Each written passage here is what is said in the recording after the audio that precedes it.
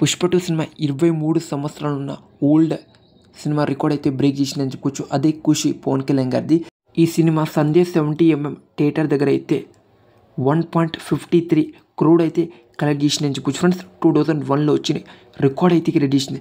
కానీ ఇప్పటి వరకు పుష్ప 2 సినిమా బ్రేక్ చేసింది కదా, దానికన్నా ముందు ఏ సినిమా అయితే దీని దరిదాపుల్లో అయితే వెళ్ళలేకపోయింది. కానీ పుష్ప జస్ట్ 4 వీక్స్లోనే 1.59 crores కలెక్ట్ చేసి ఎపిక్ రికార్డ్ అయితే క్రియేట్ చేసిందని చెప్పొచ్చు. All time record. అలా సంధ్య 70mm థియేటర్ దగ్గర అయితే ఆల్ టైమ్ రికార్డ్ పెట్టింది పుష్ప 2 సినిమా.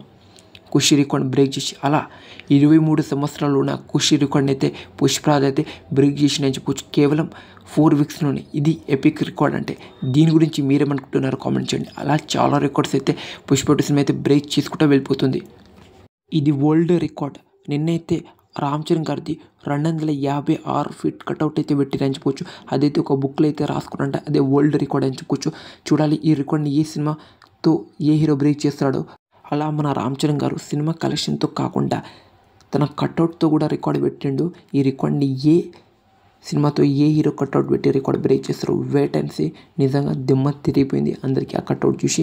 మీరేమనుకుంటున్నారు ఆ కట్అవుట్ గురించి కామెంట్ చేయండి. ఇంకా గేమ్ చేంజర్ మూవీ మీద అయితే హైప్ అయితే పెరుగుతలేదు. ఇప్పటికే $500,000 అయితే యూఎస్ఏలో అయితే కలెక్ట్ చేసిందని చెప్పుకోవచ్చు.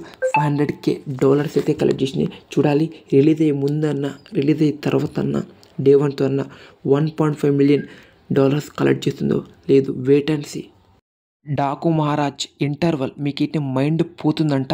ఇంకా వాల్తేరు వీర మూవీ కన్నా చాలా మూవీస్ కన్నా ఇంటర్వల్ బెస్ట్ ఇంటర్వల్ అయితే ఇదైతే ఉందంట.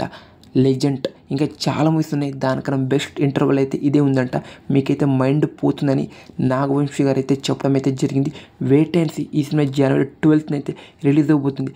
ఈ సినిమాలో ఇంటర్వల్ అదిరిపోతుంది, మీకు మైండ్ పోతుంది అనడం కరెక్ట్. బట్ వేరే మూవీస్కి కంపారిజన్ చేయడం అయితే రాంగ్ అని అంటున్నారు ఫ్యాన్స్. నాగవంశీ మీద గట్టి అయితే ఫైర్ అవుతున్నారు. దీని గురించి మీరేమనుకుంటున్నారు? మైండ్ పోతుందా?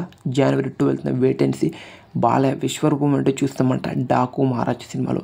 ఈ సినిమాకి అయితే యూఏ సర్టిఫికేట్ అయితే వచ్చిందని చెప్పవచ్చు. సెన్సార్ దగ్గరికి అయితే ఈ సినిమా అయితే ఇంకా 2 daysలో అయితే వెళ్ళబోతుంది. చూద్దాం.